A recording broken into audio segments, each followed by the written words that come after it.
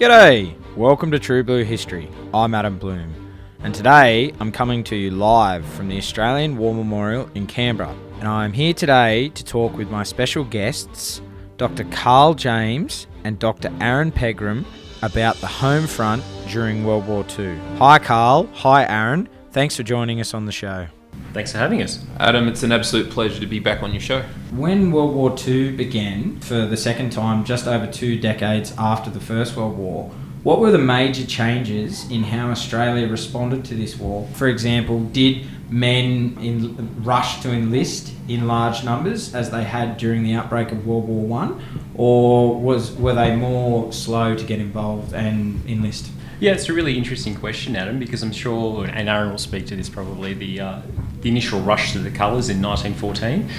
But what you see in September of 1939 is not the same level, I suspect, of probably naivety and not necessarily enthusiasm, but there's a strong degree of they're resigned to it. So with the outbreak of the Second World War, when Germany invades Poland on the 1st of September 1939, Britain and France then declare war against Germany on the 3rd of September. This didn't really come as a surprise to anyone. Clouds of war had been gathering in Europe from the late 1930s, and then from 1938 there's a strong sense of an inevitability of another European conflict, and that's reported a lot in the Australian press at the time, so newspapers, wireless broadcasts, so people kind of got a sense that this was coming. And when the news broke on the 3rd of September 1939 that Britain was at war and therefore Australia was also at war, so that was it was 9 p.m, so about 9:15 on a Sunday evening. It was actually Father's Day, so families had already come together. There was a large increase in attendance in church services. People gathered around the wireless, they listened to the news, listened to the broadcasts from Britain, and then a broadcast from the Australian Prime Minister Robert Menzies, and there is just well, here we go again. Not the wild scenes of celebration. The next day, you do have a number of men who are trying to enlist in what will eventually become the 2nd Australian Imperial Force.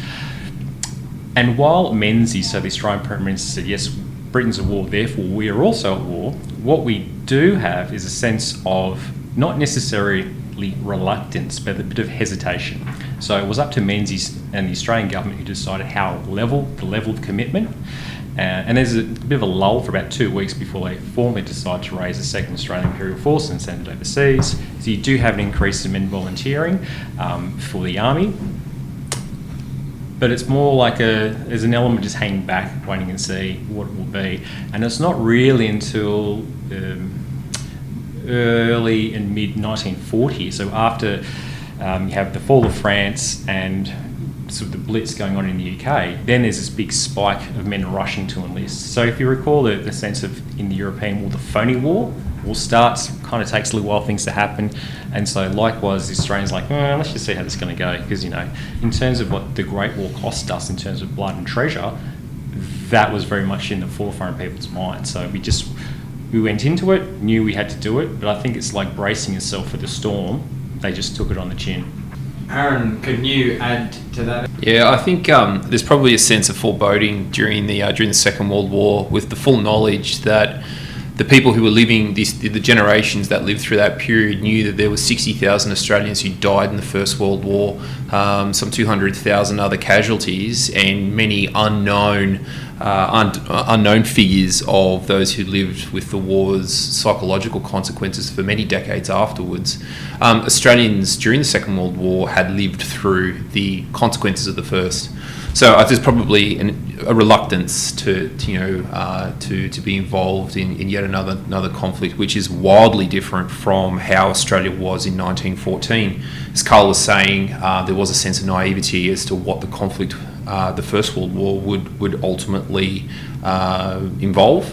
But when Germany invades neutral Belgium and Britain declares war on Germany on the 4th of August 1914, Australia as a dominion of the British Empire is automatically at war. There's no question about it. In fact, at the time as events were unfolding, the European crisis Europe was in a state of crisis. Australia was in the midst of an election campaign in both sides of politics. universally accepted that if Australia went to war, it would do so wholeheartedly. And so, I mean, Australia at that time was a member of the British Empire, along with Britain, of course, Canada, New Zealand, Newfoundland, India, South Africa, New Zealand. And so there was no question of Australians being involved. The AIF is, the Australians don't actually have an army that can serve overseas at that time. They have a small permanent military force, which is for home defence, and then they also have a citizens military force, which is again for home defence. So the Australian government has to raise a new military force of all volunteers exclusively for overseas service. I think the initial troop commitment from the Australians was about 50,000 men, and they received that in just a matter of weeks. The initial troop commitment was 20,000, and by December 1914, they get about 50,000 men in uniform. I think Victoria Barracks in Sydney, within the first week of recruiting, I think they get around 7,000 men in uniform ready to go. I knew the numbers were high, but I didn't know they were that high very, very early on. Yeah, it's quite interesting because Australians at that time, they didn't see themselves necessarily as Australians. I mean, Australia was only a very young country. It had federated just 13 years before. And when Germany invades Belgium, there is a massive invasion force less than 200 kilometres from Westminster in London. And of course, that's the feeling of the threat of invasion and the threat of events in Europe really cascade around the rest of the British Empire. And so Australians and also as Britons, as they see themselves, feel that sort of call to the colours and off they go to the Great War. Was there a general feeling on the home front in Australia when war was declared? Were people concerned about defeating Hitler, or was it, or the axis of powers as they were seeing a threat that they could potentially reach Australia, or was there still the king and country go and do the justice for the mother country? A little bit of all of the above. So and the way the Australian government now worked with Britain and as part of the empire, it was almost like a default. Britain's at war there, and Britain controlled all of Australia's external affairs, essentially. So Australian foreign policy was informed by Britain. So when Britain is at war, therefore a state of war also exists for Australia. It was up to us to determine what level and the extent of commitment. But in terms of why did we go to war, keep in mind, and that, as Aaron said, we were essentially still British. We were overwhelmingly British in terms of birth or ancestry, values, ideals. Britain and the Empire were our main trading power. We have shared institutions, same language, similar religions, if not the same religion. So we were very comfortable too as being part of the Empire or being part of the Commonwealth.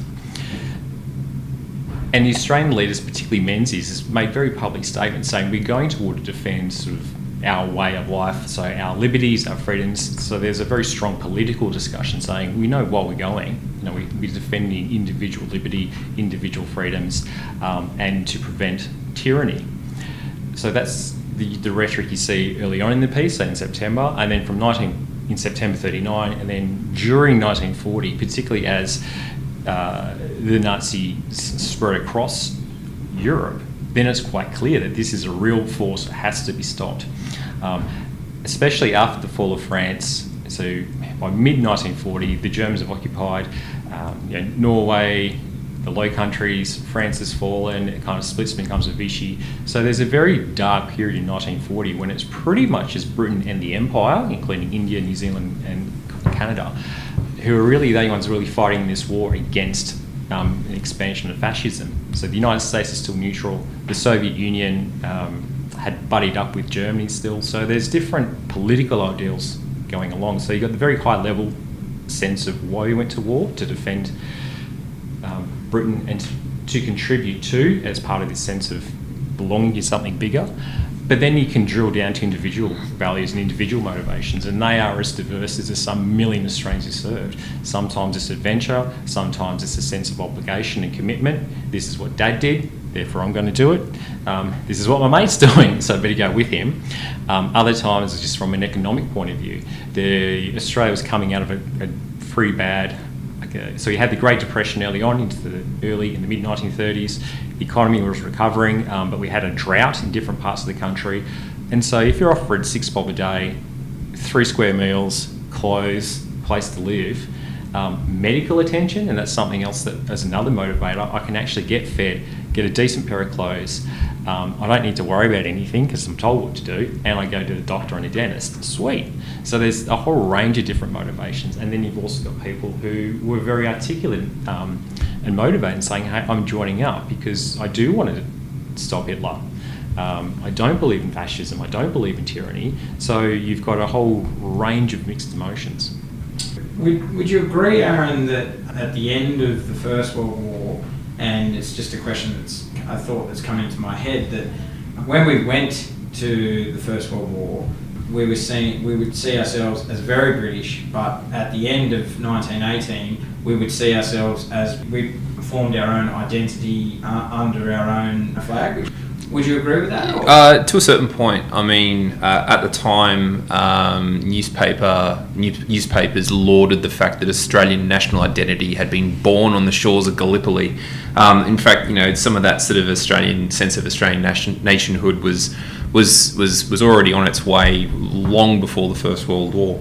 But certainly, by the end of the First World War, there was a sense that Australians had seen themselves, the Australian units that had fought on the Western Front in particular, had seen themselves somewhat different to their British counterparts. I mean, in 1914, this newly created Australian force, who is part of a small part of the British Dominion. I mean, they looked at the British Army as demigods, as rock gods. These were the men that they tried to aspire to be.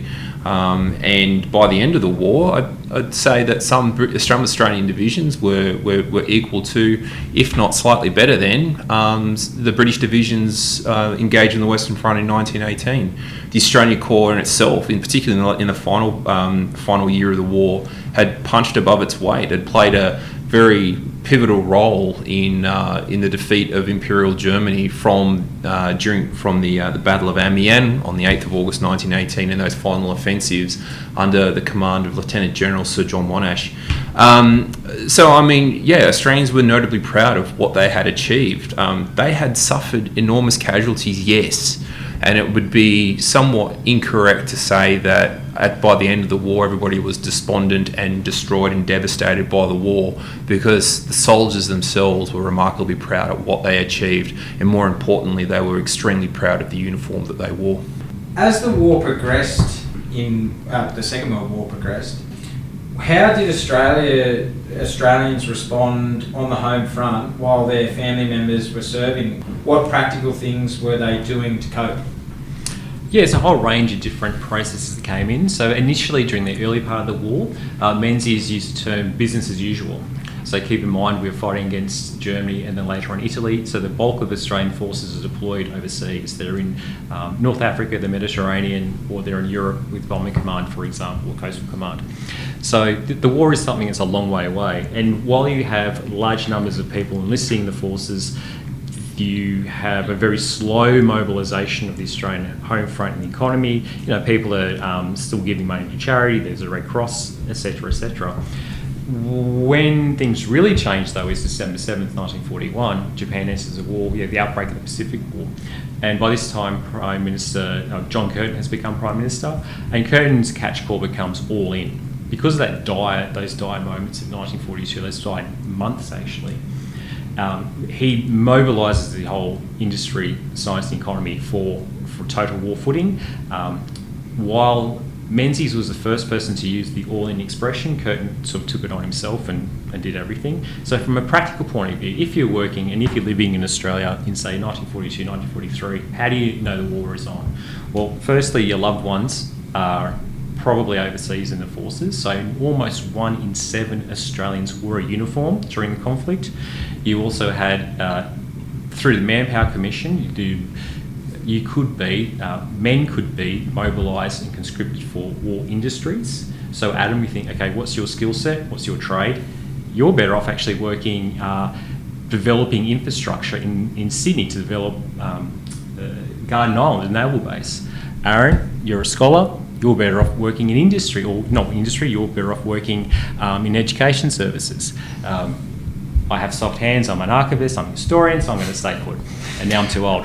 Actually, I'd probably be at some battalion headquarters painting the rocks, the regimental rocks around the flagpole or something, doing my civic duty. Ideally, we'd be commissioned, we'd be captains, possibly majors, and have a pretty cushy posting. But anyways, you could be manpowered. Yeah, and that was the expression, you could be manpowered. So you industrial conscription, and that's when people were sent off to build the Stuart Highway. There was a lot of defence infrastructure built all across the country. So you're working, so that's part of it. You have rationing. Everything was rationed during the duration of the war, and it became increasingly strict. We joked earlier this year about toilet paper disappearing. So imagine toilet paper, fuel, normal newspaper, bread, sugar, milk, butter, beer, cider, clothes, material, because a lot of people just made their own clothes. So it was a time when everything became very hard to get, not because we couldn't grow it here or produce it here, but because we were feeding Australian forces. We were feeding some American servicemen who went through the country during the Pacific War on the way to staging areas in the Pacific. We're also feeding Britain, and we're also sending food over to the United States. So we're doing heaps of stuff. They're all things that you can see. You were told by the government to spend less money, drink less alcohol, smoke less cigarettes, put your money into war bonds, in victory loans. There has a massive amount of social control. So it was an ever-present force, I think, spectre. So it's many, many different ways. Kids went around, gathered scrap metal. Metal gates disappeared during the war, and old fences, because they went off to use scrap metal to be melted down to support the war effort. Everything was kind of used. There was the government had they called them austerity campaigns, so that make do amend type of approach. Women's bikinis, swimmers stopped being manufactured, and women's dresses only came in 3 sizes. Likewise for men, it changed our fashion. The double-breasted suit went out, just became a single-breasted suit. Tails went, and as did vests, because they were just basically additional fabric, which was better off serving for the war. So it changed this in every way. It's down to the point where in 1942 and 1943, at Christmas time, shops were banned from advertising "Come and see Santa Claus." So, Arthur Dedman, who was the Minister for Mobilisation and War Industries, was labelled the man who killed Santa Claus because the government didn't want people spending frivolous money on commodities rather than not supporting the war work. Pink icing sugar disappeared. Brides used and recycled multiple, we have a couple of wedding dresses in the collection. There was one dress was worn by 3 or 4 different brides. So, people just got on with it. We should talk specifically about women and the significant role that they played in supporting the war machine and keeping Australian industry going. And how was that different between the 2 wars? Yeah, I'll jump in and sort of talk about the role of women in the First World War, because it's when we generally think about women in the First World War, it's generally through the experiences of about 5,000 Australian nurses. Several years ago there was the TV series Anzac Girls, which highlighted the role of Australian nurses who, fought off Gallipoli. I mean, they tended to Australian and British casualties and treated them, and also again on the Western Front, where in some cases they were subjected to artillery fire and aerial bombing. Horrible stuff. There's about 7 Australian nurses that received the military medal for their bravery in action. I mean, that's pretty significant. But though there's the lesser known story is that of the Australian women who remained at home. What's interesting is that at the start of the First World War, I think no sooner had war been declared is the wife of the then Governor General Helen Munro Ferguson plays a leading role in creating the Australian Red Cross, and that is a really important organisation that assists not only in the raising of funds through various fundraising efforts across the country, but then also that's all channeled into supporting Australian troops who are deployed overseas. And in every state is created a state branch of the Australian Red Cross.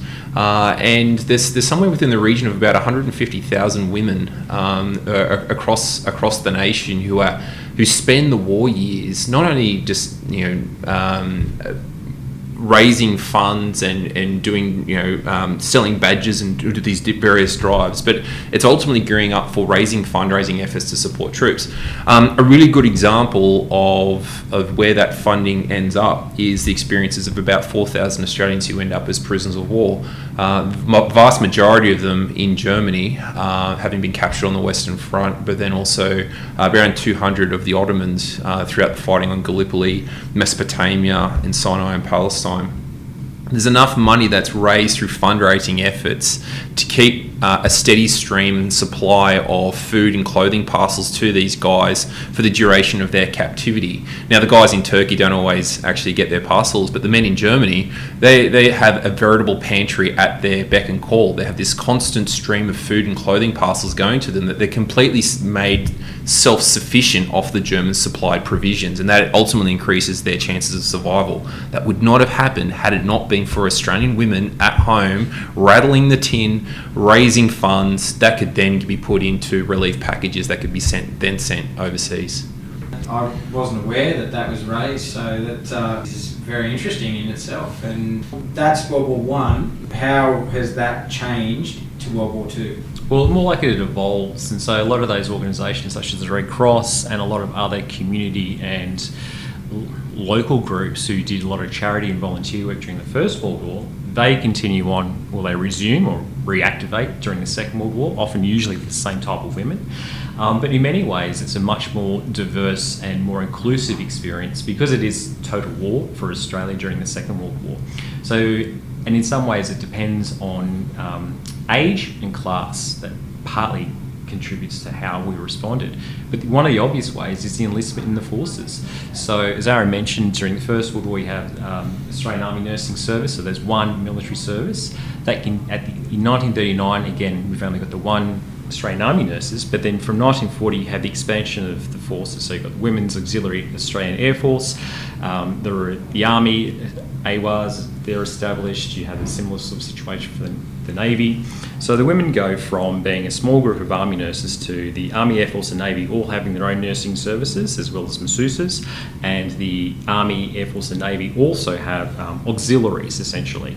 And from several thousand Army nurses, during the war you have some 66,000 young women, mainly young women, joining up, wearing uniform. And so they're not necessarily serving overseas. It's only a relatively small number who deploy, mainly Army nurses, and they follow the Army. So again, Middle East, Greece, into the Pacific. But what they're doing, working for the Army, Air Force and Navy, is really working in those non-traditional roles. So they're performing clerical duties. If they're in the Air Force, they're doing signals, they're manning searchlights, they're working on aircraft, they're arming aircraft. They're doing a whole range of different skills, a lot of communication work, a lot of signallers, particularly within the Navy service, for example, they're communicators. So you've got a whole bunch of young women in the forces for the first time, getting paid, travelling, they've left their family home, having their own amazing experiences. And then for those women not wearing uniform, you have some, at the high point in 1943, there is 187,000 women directly employed in the war work. So they're in factories, they're manufacturing weapons, they're working on armaments, they are doing a whole range of, this is heavy industry, heavy labour, very skilled technical work, which 2 or 3 years before, there's no chance you're ever going to get a woman working at the Commonwealth Aircraft Corporation, for example, making aircraft. This is industries that was totally brand new. So these were pioneering women. And so they're doing direct hands-on work for the war effort. And then for the other women who aren't either, say, not in the services, not working in a factory, not down at Point Cook or Fisherman's Bands churning out a Beaufort or contributing to Beaufort, you have women who are still doing a lot of that charity work, working with the Red Cross, raising funds to support the war effort. Often too, they have like little groups that are set up, cheer up societies, as soldiers are moving through, whether they be Australian personnel, American personnel, or later on British personnel who are coming through Australia, just to say, hey, here's a cup of tea, here's some writing paper, just come chill out. There's a whole range of things that are going. And we also know too that women and family groups and streets and neighbours create their own creches, for example. So older, say middle-aged women, for example, they look after the kids of 2 or 3 of their neighbours because, their husband might be away either serving or sent up to Northern Territory just to build a highway. The wife's working down the factory, so you have one lady in the neighbourhood looking after the kids. It's just a whole massive war effort. I think just an interesting kind of addition to that is that when we think of the role of women during both world wars, we often think of women in uniform, but then also too there's a sense of normality that needs to continue for those who are left behind, for other Australians who are left behind. Houses still need to be run, kids need to go off to school, babies need to be tended to, food needs to be put on the table, and in areas in families where, say, the fatherly role, whether one's husband or brother or whoever went off to go fight in the war, that sort of burden of maintaining a sense of normality for elderly parents or perhaps for children, that needed to continue, and that rested on the shoulders of Australian women who really sort of kept the country going whilst the war was being fought.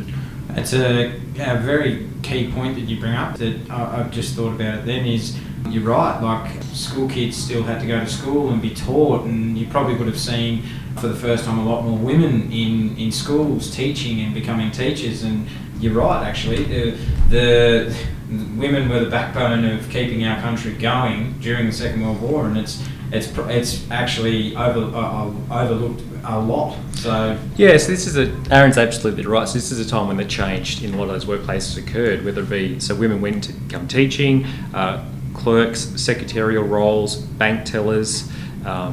So in addition to actually working hands-on for a war effort, all the civilian economy still had to roll through, still had to churn. The Australian government had to balance supporting the war effort while still making sure everything just worked.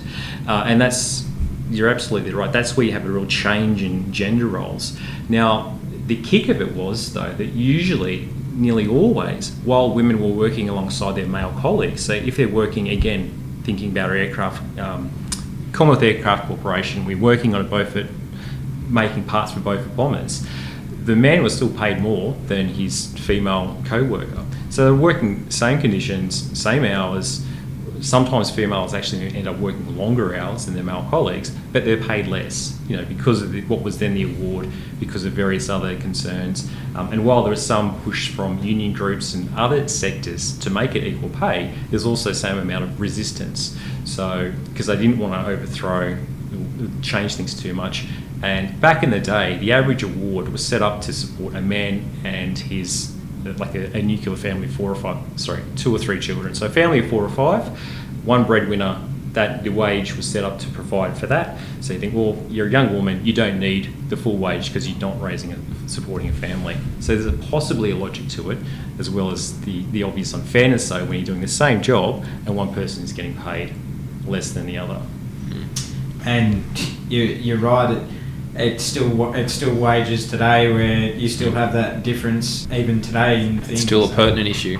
In Australia, we had the Women's Land Army. Can you tell us about what it was and what its goals were, and how many women became involved?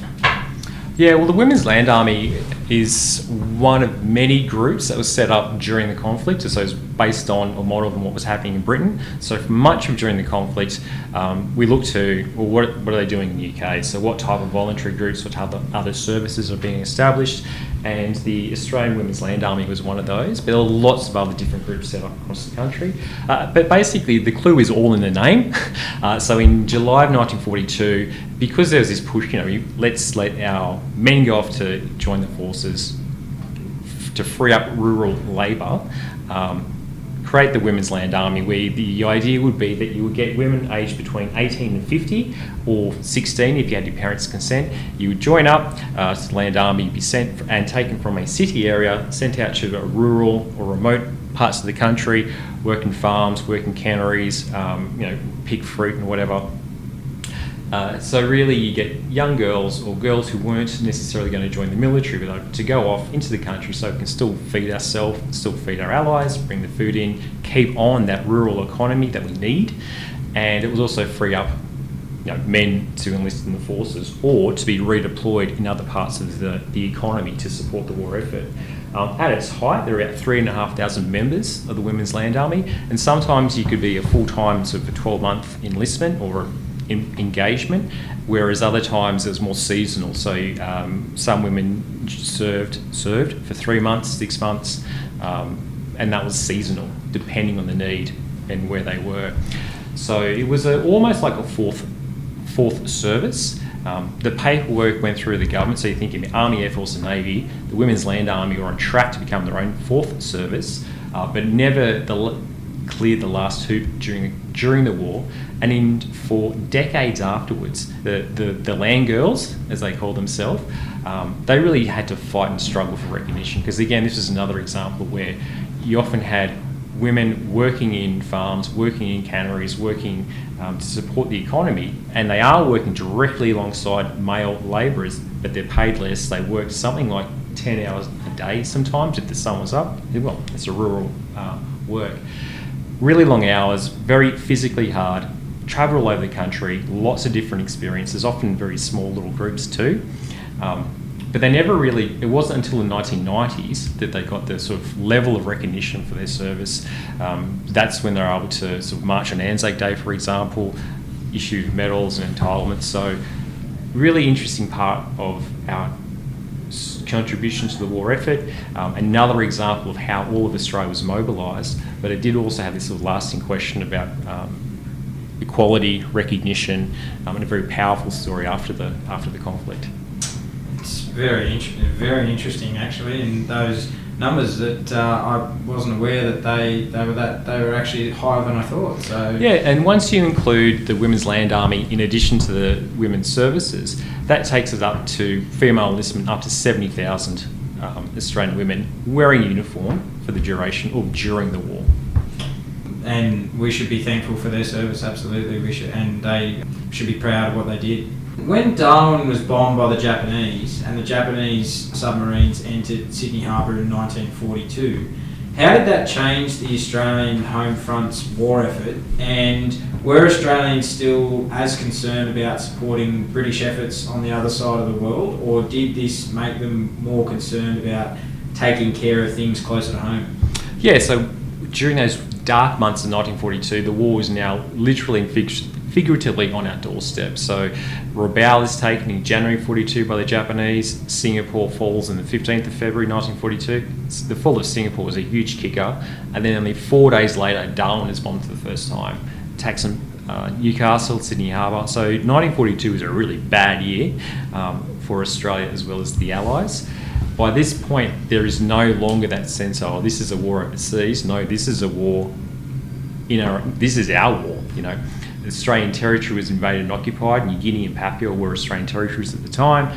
The mainland comes under attack. So there's this real pivot to how do we respond to this threat. Most of our trained forces are still overseas in the Middle East, so they're quickly recalled to Australia. You have the mass call up the militia, which is a little bit like the Australian Army Reserve. The biggest difference, though, was that if you volunteered for the Australian Imperial Force, you volunteered and you could be sent anywhere in the world. The militia, you were called up and you can essentially conscripted, and you could only serve in Australian territory, which then was either mainland Australia or Papua, and then later on they changed legislation to include New Guinea. But you're mobilised for the army, and there is this real threat, and it's not just rhetoric. There's a real sort of clear and immediate threat to mainland Australia. So this is that moment when it became real. Prime Minister John Curtin described this as our darkest hour. Now, and with that too, obviously there's a pivot to the Pacific War and what's important for us. Now keep in mind that during 42 we still have the 9th Australian Division, so they're still in the Middle East. The 9th Division are fighting at El Alamein at the end of the year, so key battle. And we're also providing thousands of airmen who are serving with, say, the Royal Air Force in Bombing Command, Coastal Command, Fighting Command, Training Command and the like. So we've got thousands of airmen overseas. And during this part of 42, we now know that there were guys who fought at El Alamein who received white feathers saying, why are you over there? Come back to Australia. Likewise, we know of Australian airmen who received white feathers saying, hey, why are you fighting in Europe? Come back to the Pacific. This is where the real threat is. So there's this real turning point, a key moment when everything became real, and we have never really before or since faced such a grave or immediate threat from an external power. Just to throw a question to Karl, I mean, this is we traditionally look to the British Empire for our national defence. We looked upon the Royal Navy for protection of mainland Australia. In the decades before the Second World War, and that all changes with the fall of Singapore, because for the war for the British, it's still being fought in Europe, not in the far-flung regions of its colonies. This is the pivot point, though, isn't it, from our Australia's strategic alliance with Britain, and looking towards the US, who are, they're also fighting a conflict, or they're also in the region. Of course, their Pacific Fleet is bombed at Pearl Harbor, and they're very soon committed to the fighting of Guadalcanal. Yeah, so it's a key moment, and it's because of that great power politics in many ways. So you've got a lot of people look to, in December of 1941, Prime Minister Curtin writes a message to the United States where he says, free of the pains of the past, I look to the United States for Australia looks to the United States for a great, powerful friend in the Pacific. Now that's partly because a realisation that Britain just can't do it all, or the Empire can't do it all, because it's up to it's just fighting the Middle East and North Africa. There's a bit of discussion in early 1942 about potentially evacuating Singapore, and this is when Curtin describes in correspondence to Churchill saying, if you were to do this, that represent a great betrayal to Australia as well as New Zealand and sort of the dominions in the Pacific. But also a realisation that Britain can't really allocate forces to fight, because it's in Burma, it's got Hong Kong. So it's a very dire time, and Curtin's looking to the United States. Likewise, from the United States' point of view, they've got forces, they're fighting in the Philippines and they're struggling. But what Curtin did not know at the time was this sort of arrangement between Churchill and FDR, so Roosevelt. So you've got Britain and the United States saying, hey, we're going to fight Germany first. Japan's always will be second. So Curtin's appealing to the US saying, hey, help us out. And the United States and also Britain a little bit of we've got some other stuff to deal with. And that's partly why during those first few months in 1942, it's really unclear what support we will get from the US. We know Britain can't do anything, Singapore's fallen, Hong Kong's gone, they're just hanging on in Burma and India. They're not going to support Australia. We just don't have the resources or the military forces to commit to Australia. Hence, there's look to the United States. But what's the US going to do? They may just want to strike out with the Navy across the Central Pacific, or just fight against Hitler first. There's no guarantees in January and February that we'll get that assistance from the US. And it's not until MacArthur arrives in Australia in March of 1942 that MacArthur is recalled from the Philippines, he arrives in Australia, and he's greeted and celebrated as a hero, as a saviour of Australia. With MacArthur's arrival, we now know there's going to be a guarantee the Americans are going to give us support forces to defend mainland Australia and then counterattack against the Japanese. So there is a key pivot in that early 42 period, as Aaron rightly identifies. We do shift towards the US. What turns out, though, is in many ways that just becomes a marriage convenience. And that's partly because of the personalities involved. So you've got Curtin, General Sir Thomas Blamey, the Australian Commander-in-Chief, as well as General Douglas MacArthur. So MacArthur's always going to champion American interests. And in 42, when Australia and the Americans are fighting in New Guinea, Papua, Solomon Islands, and then into New Guinea in 43, that works really quite well. But the relationship strains in 44 and 45. So with hindsight, we can look back and think it's really, the Australian-American stuff is in many ways a marriage convenience. And while we flirt with the Yanks, by 44 and 45, we're still very much within the British family, and we remain within the British family, or the Imperial and the Imperial family or the Commonwealth. It's an interesting, very interesting question that you raised there, Aaron, and one for you, Aaron. In your opinion, for the better part of the First World War, apart from the early fighting at Rabaul and then the war shifts to Europe, would you say that Australians find it easier because we're not under direct threat compared to the Second World War, that's why the first, it's over in Europe, it's not on our front door, and is that where you can see the difference in your opinion, or? It's not quite the extent of the Second World War, but I mean, when Australia goes to war when the British Empire is at war with Germany, Australians awake to the news on the 5th of August 1914 that they're at war with Germany. Now, Germany's not just some European nation, it actually has colonies directly on Australia's doorstep, primarily German New Guinea. There's also German warships that are operating in waters not too far away from Australian shores. So, I mean, there was a perceived threat that the Germans were here, and Australia's first campaign wasn't stepping off onto the shores of Gallipoli on the 25th of April 1915. No siree. It was to deal with the German threat. I mean, that's when the story of the Sydney Emden, for example, off the Cocos Keeling Islands. This is the story of the Australian Naval and Military Expeditionary Force into New Guinea. There's also, throughout the duration of the war, there's a certain threat, I guess, perceived threat that German aircraft are operating over the Australian mainland. Of course, they're not. They're like sort of phantom airships. But there is German commerce raiders, most notably the SMS Wolf, that's operating off Australian waters. This is a disguised merchant raider that intercepts a number of vessels that are supplying the part of the supply and logistical train between Australia and New Guinea. And there's several instances where the Germans actually raid, board and capture and then ultimately scuttle those ships, take those men as prisoners of war. There's the story of Australians who are locked in the holds of the Wolf for an extreme amounts of time under deplorable conditions until they make their way back to Germany, where they then have to go through the other ordeal of expending life in the prison camps. So, I mean, Australians at the time, yes, the war was being fought overseas. That was the main theatre of operations. The war was somewhat removed, although that impact was still being felt in Australia by the drain on manpower, the casualties, the extreme number of dead and wounded, and the impact that had in the Australian households across every single community. But then there was also this perceived threat too, that the Germans had also been within this area as well.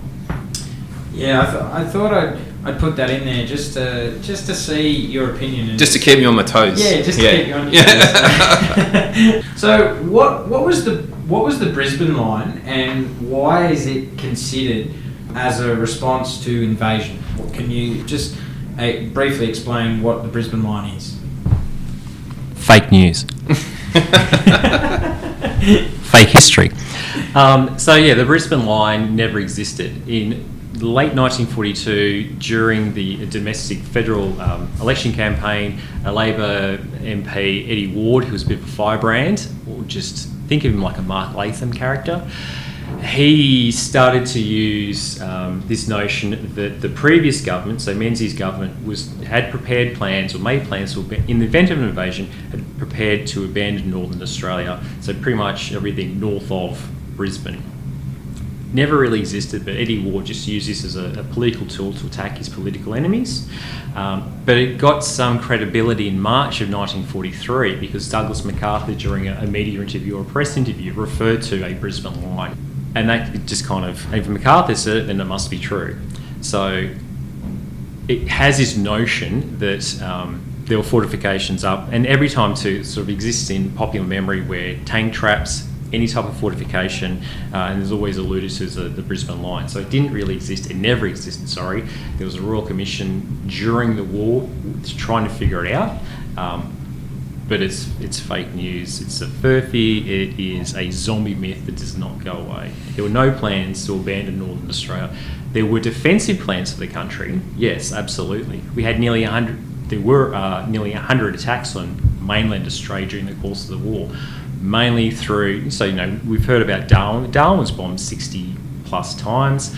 Townsville was bombed 3 times. There are attacks all across northern Queensland.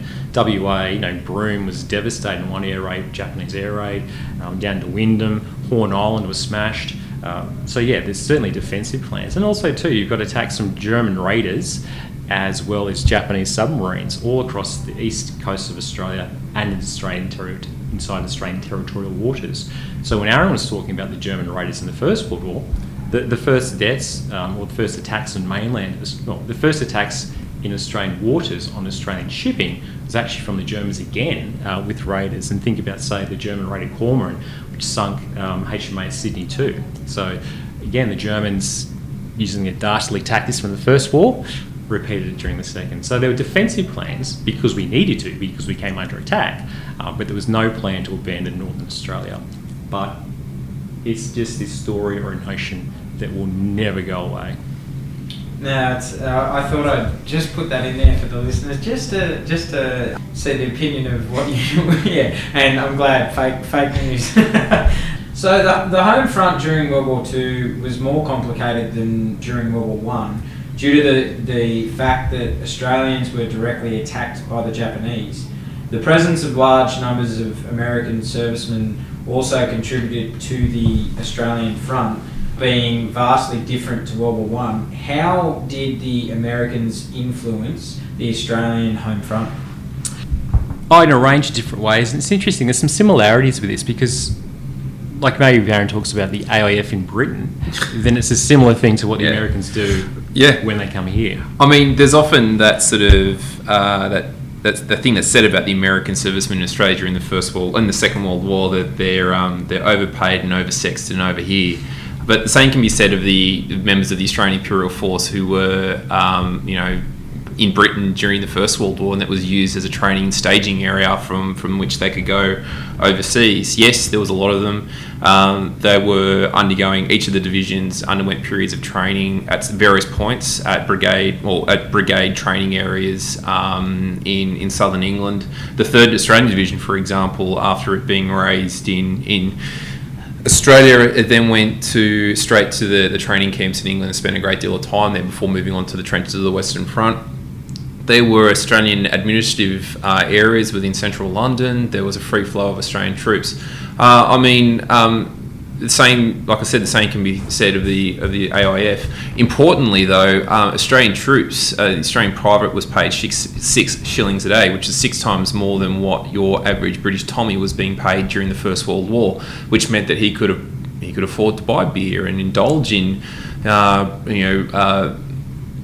spurious activities on the streets of London and other things that soldiers get up to during this period as well. So, I mean, Australians like to punch on after a few beers in the streets of London. There's also inter-service rivalries, there's international rivalries, there's all sorts of things. So, I mean, but the Brits also see the Australians as a lucrative market because they're actually being paid more, they've got more dispensable income. But that's not to say that they don't develop an affinity for the Australians, genuine affinity as well, because we know that they do, because there's a significant number of Australian war brides who are married in England and come home to Australia after the war. So, and also too, I mean, there's plenty of members of the Australian Imperial Force, roughly around 10 to 20%, who are actually born in Britain. So they actually, they connect with their family at home, because Australians at that time see themselves as having a dual sense of nationality. So, I think when it comes to the Americans and the Australians, during the Second World War, there's often a similar way of looking at it from the conflict period. Yeah, absolutely, very much so. So during the course of the conflict, there's about 1 million American servicemen pass through Australia because they come here from Hawaii to Australia, or sometimes via New Zealand, and then into, say, New Guinea, the Philippines, or various other areas and theatres. So you get a large visual presence, and that whole idea of being overpaid, oversexed over here, totally applicable. So there's a range of different responses, partly on the social side of things. You've got the 1st US Marine Division that after the fighting in Guadalcanal in 42, 43, they come into Melbourne famously. They are barracked at the MCG. They just are greeted with open arms by the citizens of Melbourne, so they get along quite well. But one of the things you notice are these things such as more disposable income, dating. So American GIs are calling on Australian girls and they start to date, which wasn't really a thing before. They call on each other. And they do these really random things too, like they bring flowers and talk to the girls' parents, and they had chocolate and they were nice. So there's a real bit of a massive social change. You have the introduction of Coca-Cola. This is the time when most Australians first tasted Coca-Cola. It was during the war because they came with the American forces. So, and people are dating, i.e. they're having sex. You've got a large number of Australian war brides who go over to the United States after the war, so there's a social change. There's a bit of tension too, or some concerns within some areas of the Australian community, because they see this freedom of young people travelling around and not being chaperoned. They are away from home, they have money in their pocket, i.e. they're getting up to the devil's work. So there's a morality issue that within some key parts of Australia, because keep in mind Australia is very much conservative in our values and outlook, and that's a small c conservatism.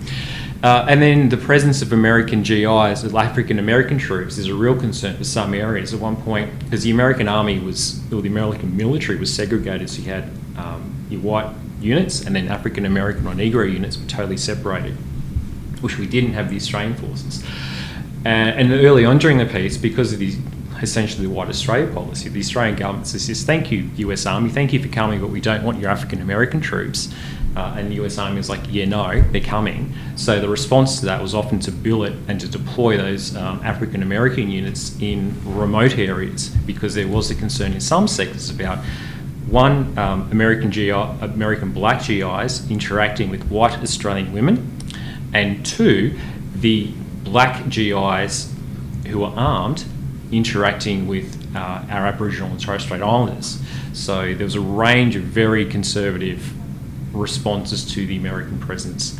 So that's with the GIs. Keep in mind too that you still have a large number of British servicemen who do come into Australia, more so during the latter part of the war with the arrival of the British Pacific Fleet. So you have thousands of British sailors. There's also a number of British airmen. We've got Spitfire squadrons, for example, in Northern Australia. There are Dutch forces here too. So it's a very much a real...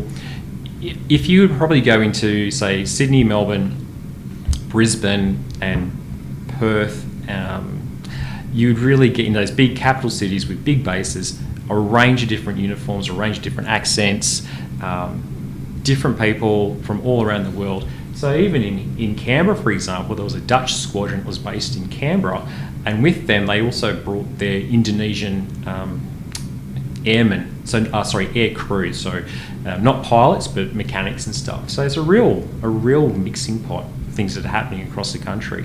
And again, this is another reason why the war is interesting and a little bit different, because in addition to 500,000 Australians serve overseas, so they're travelling to the Middle East, they're travelling to Asia and Pacific, they're interacting with different peoples, different languages, different religions, and bringing those ideas back to Australia. You also have a large number of foreigners who aren't necessarily British coming to Australia's shores. So it is a real sense of just people's eyes and experiences being opened up, good and possibly bad. You can almost call it a world war, Karl. Who would have thought? Good point there, Aaron.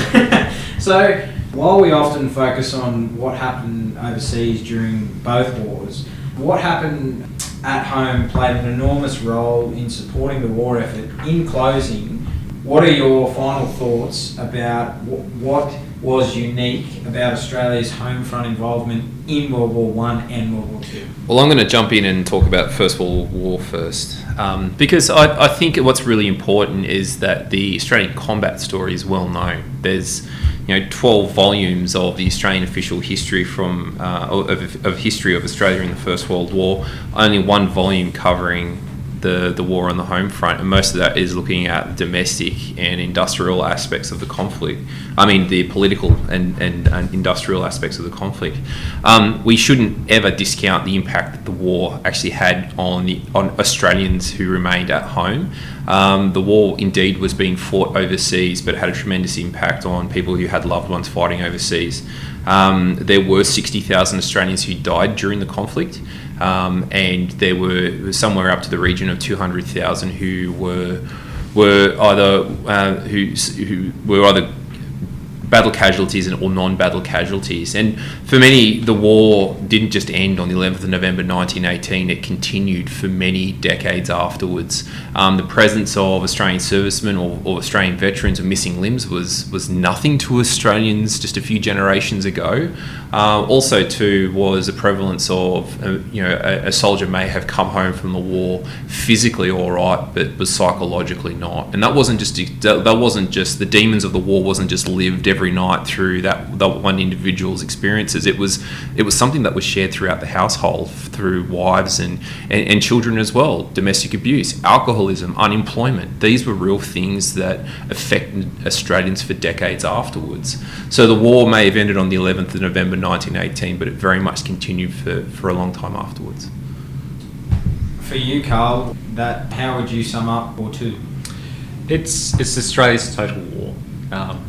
It was probably the largest thing we've ever done, and it was just huge. It's so big and so complex and so diverse. We're still really trying to come to terms with it. There's no single narrative of Australia's involvement in the Second World War. There are just so many different stories. You have almost 1 million Australians in uniform, 500,000 serve overseas, more than 30,000 suffer as prisoners of war, 40,000 dead. So the military side of things is vast, and you have Australian forces, both Navy forces and individuals, deployed all over the world. On the home front, it's a time of great social change. It's also a time of great industrial innovation and advancement.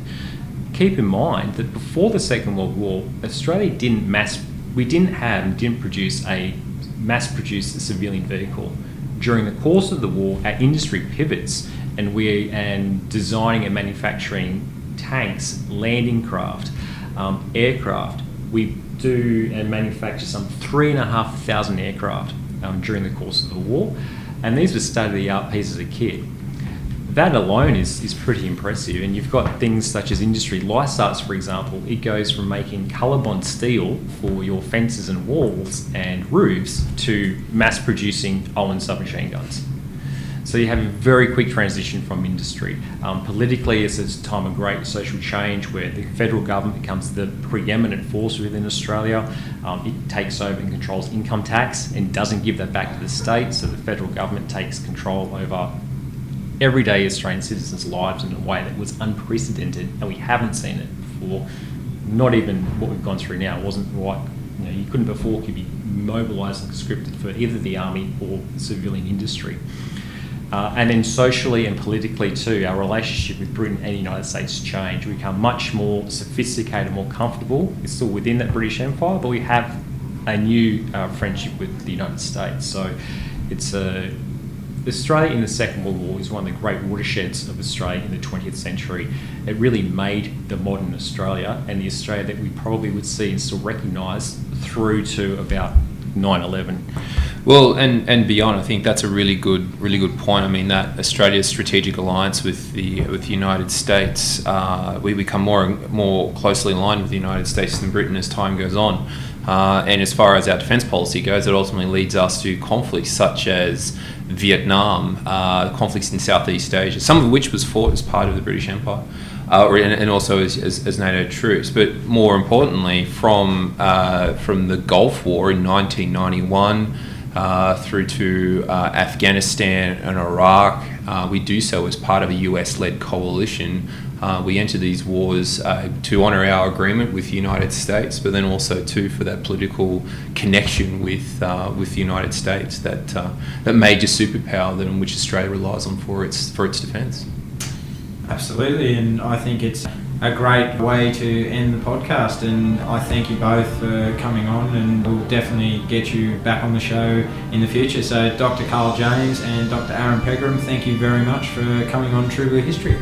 Thank you. Adam, it's been an absolute pleasure. Thanks for listening. Don't forget to subscribe and leave a review for the podcast on whatever platform you get your podcasts. And if you feel like supporting us, you can now via our Patreon page. That's patreon.com/True Blue History, or buy me a coffee at buymeacoffee.com/True Blue History, and check out our new website, truebluehistory.com, for more great content.